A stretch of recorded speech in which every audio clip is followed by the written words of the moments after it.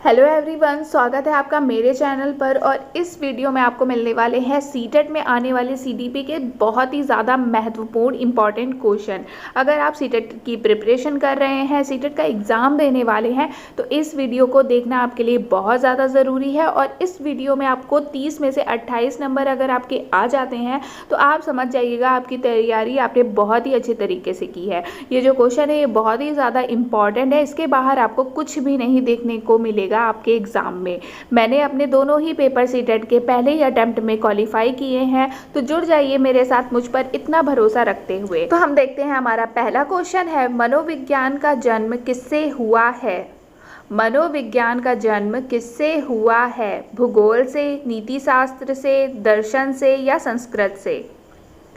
तो इसका right answer हो जाएगा दर्शन से। मनोविज्ञान का जन्म दर्शन से हुआ है। मनोविज्ञान एक जो शब्द है वो लैटिन वर्ड है, और मनोविज्ञान को अरस्तु के टाइम पर इसे आत्मा का अध्ययन कहा जाता था। ठीक है।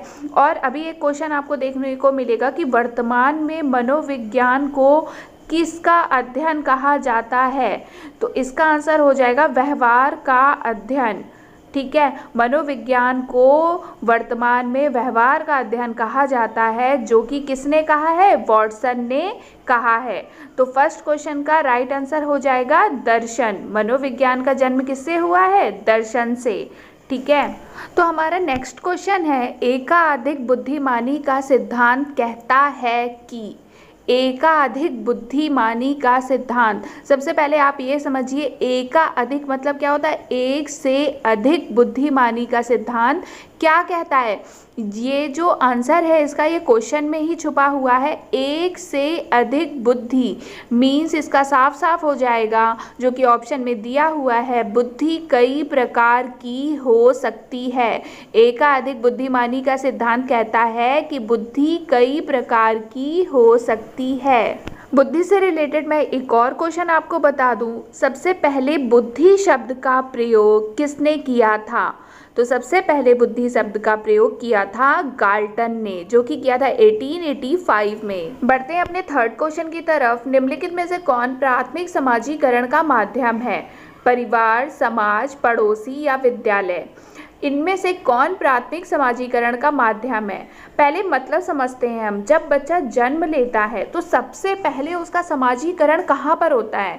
आप खुद सोचिए, जब बच्चा जन्म लेता है तो सबसे पहले वो किससे मिलता है? अपने परिवार से मिलता है। तो परिवार ही उसकी पहली शाखा होती है समाजीकरण की।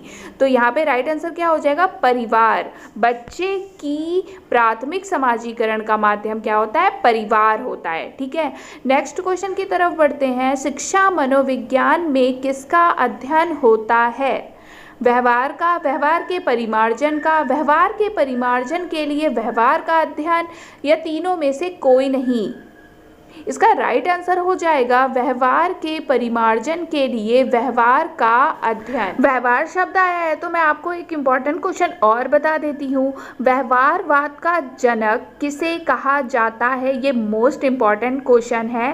व्यवहारवाद का जनक कहा जाता है वॉटसन को।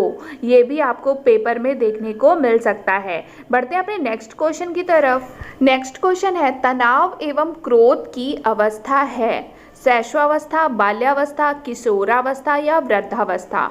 शैशवावस्था हम सभी जानते हैं कि 0 से 5 वर्ष होता है, बाल्यावस्था होता है 5 से 12 वर्ष, किशोरावस्था होता है 12 से 18, और यही एक अवस्था है जिसमें तनाव एवं क्रोध की अवस्था कहा है। किसने कहा? स्टैनले हॉल ने कहा है।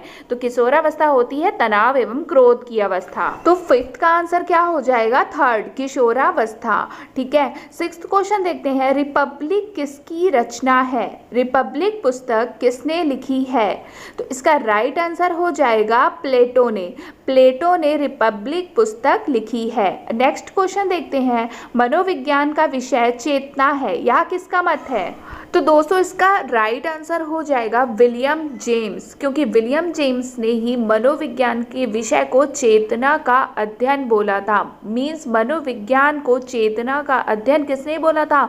विलियम जेम्स ने बोला था। तो इसका राइट आंसर हो जाएगा विलियम जेम्स। सेकेंड क्वेश्चन देखते हैं, श्यामपट्ट लिखते समय सबसे महत्वपूर्ण क्या है? अच्छी लिखावट, लेखन में सफाई, बड़े अक्षरों में लिखना या छोटे अक्षरों में लिखना? आप सोचिए। तो चारों ऑप्शन में आपको सबसे ज़्यादा सही क्या लग रहा है? लेखन में सफाई। जब हमारे लेखन में सफाई होगी, जब हम जो भी चीज़ें श्यामपट्ट में लिखेंगे वो साफ साफ समझ में आएगा बच्चों को, तो वही सबसे ज़्यादा महत्वपूर्ण है। तो इसका राइट आंसर हो जाएगा लेखन में सफाई। बढ़ते हैं अपने नेक्स्ट क्वेश्चन की तरफ। विकास शुरू होता है शैशवावस्था की अवस्था से, बाल्यावस्था पूर्व अवस्था, बाल्यावस्था के बाद की अवस्था या प्रसव पूर्व अवस्था?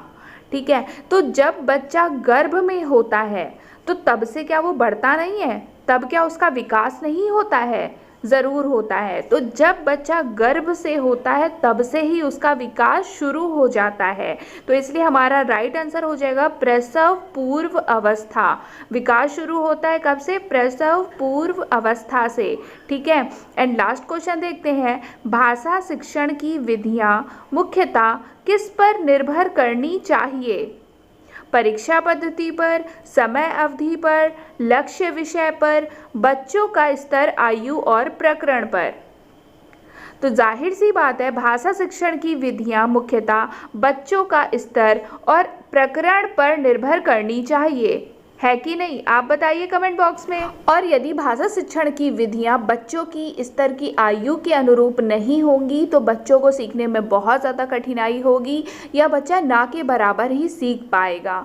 इसलिए भाषा शिक्षण की विधियां बच्चों का स्तर, आयु और प्रकरण पर ही निर्भर करती हैं। ठीक है, तो आज की वीडियो में मैं लेकर आई थी केवल 10 क्वेश्चन। आप लोग मुझे कमेंट बॉक्स में ज़रूर बताइएगा आपके 10 में से कितने मार्क्स आए हैं, और इसका पार्ट 2 मैं जल्द बनाऊंगी और वो भी होगा 10 क्वेश्चन का। अगर वीडियो पसंद आई हो तो लाइक, शेयर एंड सब्सक्राइब ज़रूर कर दीजिएगा। बाय।